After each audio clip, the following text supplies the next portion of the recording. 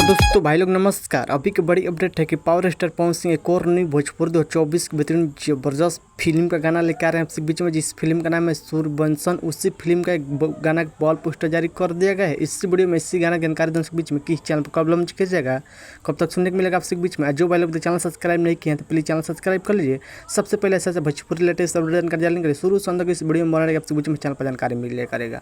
जी बोल बता दें, पावर स्टार पवन सिंह का सूर्यवंशम फिल्म का गाना के जिस गाना का टाइटल है ओढ़नी में कोढ़नी, ओढ़नी में कोढ़नी, इस सॉन्ग को गाए हैं पावर स्टार पवन सिंह और साथ में प्रियंका मौर्य ने गाना गाई। डोट गाना होने वाला यह गाना भोजपुरी फैंस का खूब दुलार प्यार मिले, बहुत बेहतरीन जबरदस्त देसी अंदाज में गाना होने वाला है पावर स्टार पवन सिंह का ओढ़नी में कोढ़नी। इस गीत का बात करने वाले गीत को लिखे हैं राजेश मिश्रा और इस गाना म्यूजिक दें राजेश मिश्रा ने।